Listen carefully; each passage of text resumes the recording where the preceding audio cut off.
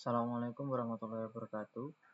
Perkenalkan, saya Alizia Budinawara dengan NIM 234311006. Saya dari Prodi TRPR kelas 5A. Baik, sebelumnya pada video ini saya akan menjelaskan proyek UAS Data Science yang saya kerjakan yang berjudul klasifikasi SMS spam menggunakan machine learning dan deep learning.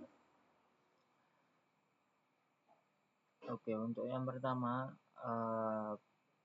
yaitu untuk permasalahannya dulu. Permasalahan yang diangkat maksudnya yang saya gunakan pada proyek ini adalah mengklasifikasi pesan SMS dalam kategori spam atau HAM. Permasalahan ini termasuk ke dalam supervised learning. Lebih spesifiknya itu binary text classification, karena label target sudah tersedia dan hanya terdiri dari dua kelas. Untuk tujuan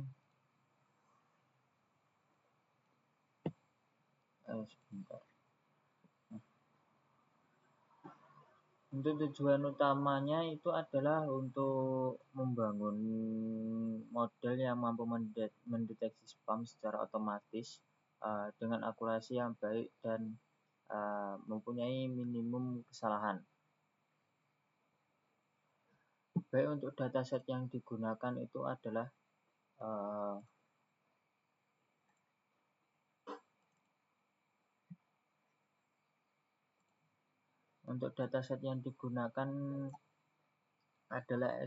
SMS spam collection dari UCI Machine Learning Repository.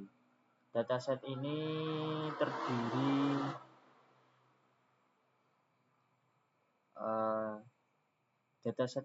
terdiri dari 5.572 pesan SMS dengan dua label, yaitu label HAM dan label spam. Struktur dataset ini terdiri dari kolom label sebagai target dan teks itu sebagai isi pesan. Label HAM atau label spam dan juga teksnya itu sebagai isi pesannya. Oke, baik, untuk saya akan menjelaskan yang pertama itu data processing dan yang pertama itu label encoding.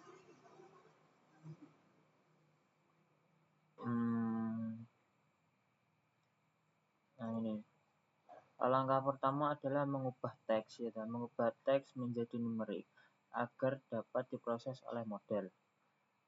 Kode yang saya gunakan ini memetakan label menjadi angka 0 itu untuk HAM dan angka 1 itu sebagai spam. Sangat penting karena model machine learning dan deep learning hanya dapat memproses data numerik. Lalu selanjutnya ke data splitting.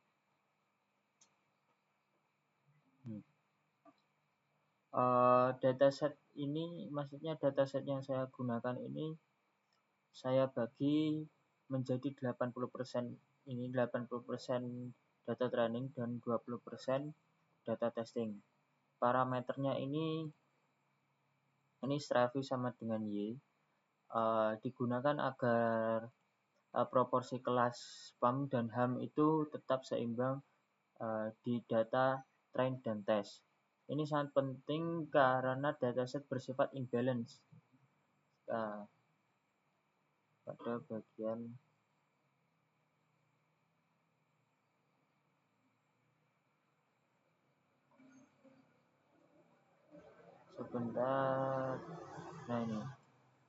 karena sangat jauh perbedaannya antara HAM dan spam.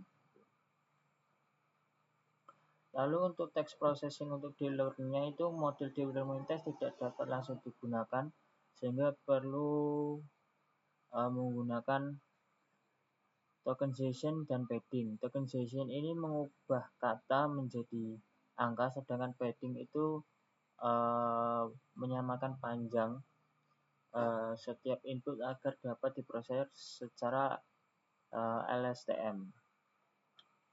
Nah, ini saya bentar saya cari dulu.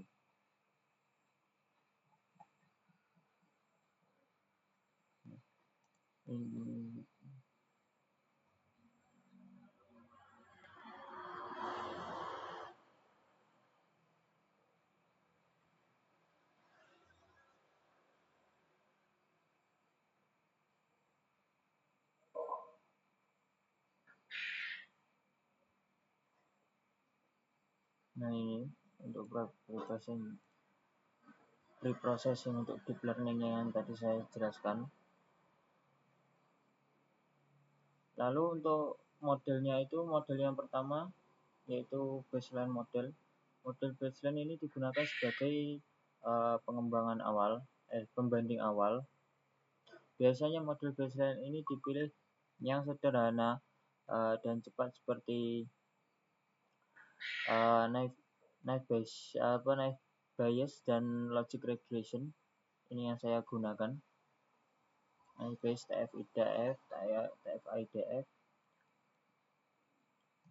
dan logic regression. Tujuannya ini bukan untuk hasil terbaik, namun itu sebagai benchmark performa minimum. Untuk selanjutnya itu model advanced machine learning. Model kedua ini menggunakan pendeteksi mesin learning yang kuat seperti logic regression. Model ini mampu menangani fitur TF-IDF dengan baik dan relatif stabil terhadap noise. Untuk model yang ketiga itu menggunakan deep learning, blending dan LSTM. Ini saya menggunakan keras dengan arsitektur sekuensial karena alur sederhana dan sesuai untuk kasus ini. Saya import dulu, lalu ini sekuensialnya.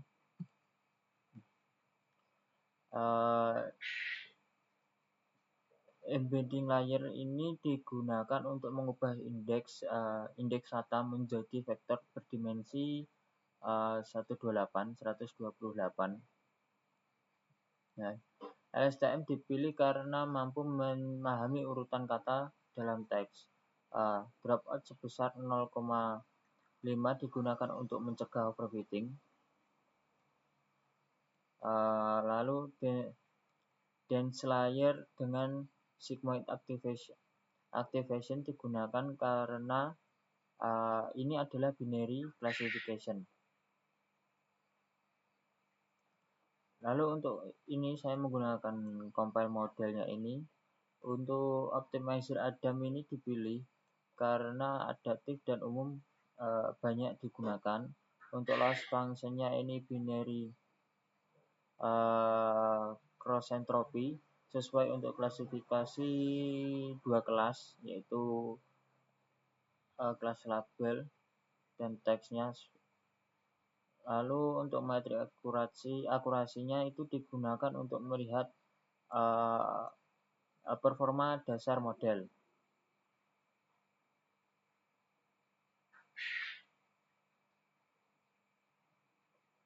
Lalu untuk selanjutnya ini pada training modelnya, ini model dilatih selama 10 epoch sesuai dengan ketentuan UAS yaitu 10. Sebanyak 20% data training digunakan sebagai validasi set untuk memantau overfitting. Lalu untuk selanjutnya itu visualisasi training dan loss akurasi seperti berikut. Nah, Lalu di bawahnya itu ada evaluasi. Selama training tadi selesai, model dievaluasi sebagai dataset yang belum pernah dilihat sebelumnya. Hasil evaluasi ini menunjukkan akurasinya itu 90%. Lalu untuk precision spamnya itu 99%. Recall spamnya itu 85%, dan F1 score spamnya itu 94%. Confusion matrix ini menunjukkan bahwa model mampu mendeteksi hampir seluruh pesan spam meskipun masih terdapat beberapa false negatif, ya kan. Secara keseluruhan model deep learning memberikan performa terbaik dibandingkan model machine learning. Untuk kesimpulannya, berdasarkan hasil eksperimen dapat disimpulkan bahwa model LSTM memberikan performa terbaik dalam klasifikasi SMS spam, namun model machine learning lebih ringan dan cepat sehingga dapat relevan untuk sistem dengan keterbatasan sumber daya. Nah ini. Baik, sekian penjelasan Project Was Data Science saya. Terima kasih atas perhatiannya. Wassalamualaikum warahmatullahi wabarakatuh.